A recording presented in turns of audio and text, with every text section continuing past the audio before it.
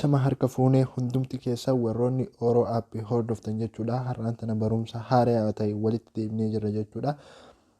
Kanaafiyyuu barumsi keenya kan har'aa feesbuuka irraa jechuudha. Feesbuuka waa hedduu akkamitti akka feesbuukni keessan daataa isin jalaa hin fidne akkasuma waayifaayi bichaadhaan fayyadamu viidiyoolee wayitee oloftan fakkeenyaaf amma feesbuuk keessa wayitee seentanii jettan haala kanaan wayitee ol deemtan viidiyoon ofiin dalaga jechuudha.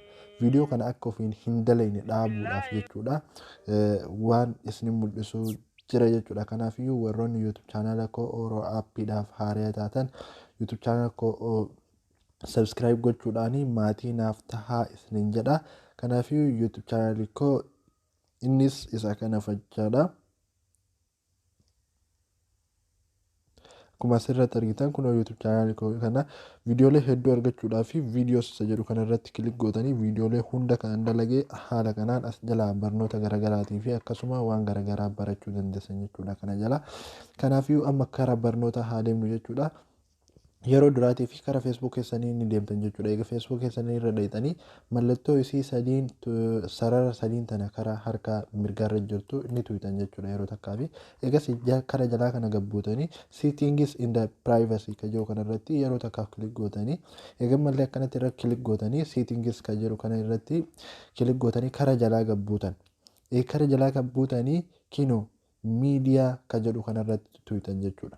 Kanaafiyyuu amma bootaan guddoon isa kana jechuudha.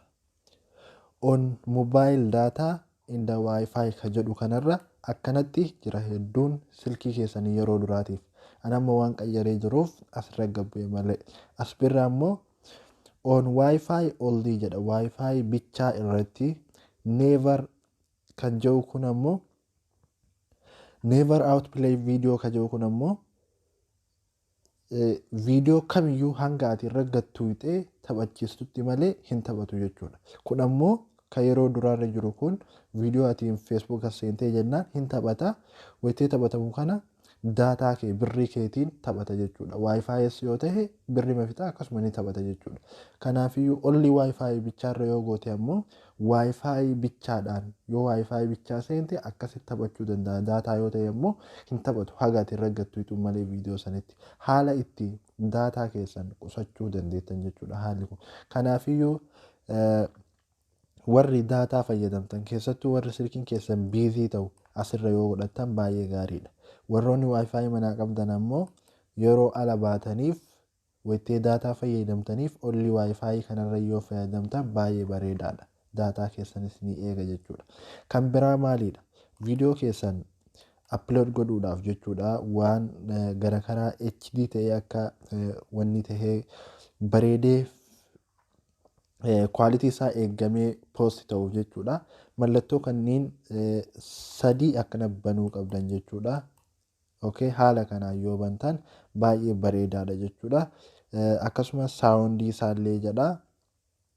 Videos start with sound. Sagalee wajjin eegaluudhaaf jechuudha. Fakkeenyaaf viidiyoon tokko saayilentii ta'ee eegala. Yoon ati akkanatti irraa cufte ammoo situ irra banata jechuudha. Kun ammoo viidiyoon sun maal akka tahe osoo sagalee isaa hin beekin dura laaltee sagalee isaatti banachuudhaa fi hedduu si qarqara. Without sound ka jiru kun sound sagaleedhaan ala jechuudha. Viidiyoon tokko amma fakkeenyaaf yoo itti feesbuuk irra si dhufu saayilentii ta'ee faa si dhufa yeroo takka. Kanaafiyyuu akkasitti fayyadamuu danda'uu qabda jechuudha. Wanni kun hedduu siitingii baay'ee bareedaadha jechuudha. Karaa biraatiin ammoo feesbuuka warroonni fakkeenyaaf adiidhaan kalarii adii amma fakkeenyaaf gurraacharra jira. Kalarii adiidhaan warroonni jirtan baay'ee ija isin dhukkubsuu danda'a. Wanni keessan daarkii keessan karaa gurraachaa kalarii keessan gara daarkitti jijjiiruudhaa fi bootaa daark mode ka jiru kanarratti kilik gootan. Egaa kana kilik gootanii yoo asirra jiraate adii ta'a akkuma asirratti argitan. Okay, haalaan adii ta'a jechuudha. Kanaafiyyuu on ka jedhu kanarra yoo gootan ammoo gurraacha isinii ta'a. Kun haala itti kalarii fayyadamiinsa silkii feesbuuk keessaniiti jechuudha. Daarkii ta'ee gurraacha ta'ee isinii dhufu. Kanaafiyyuu haala kanaan ija isin dhukkubsuu danda'a. Feesbuuk illee wayitee fayyadamtan baay'ee bareedaadha. Adii sanirra hedduu akkanatti yoon gurraachate ija keessaniifis miidhaa ija keessanirra gahuufis isin baraaruu danda'a jechuudha. Kanaafuu barnoonni keenya kan har'aa kana fakkaata. Warroonni YouTube channel koo subscribe godhin subscribe gochuudhaan barnoota garaagaraa argachuu dandeessanii.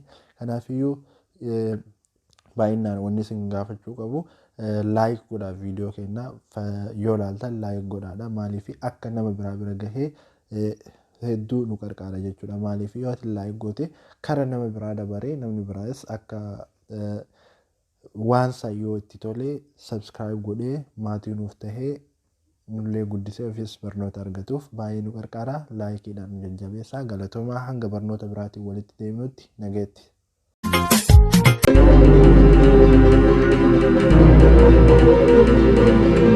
Thank you.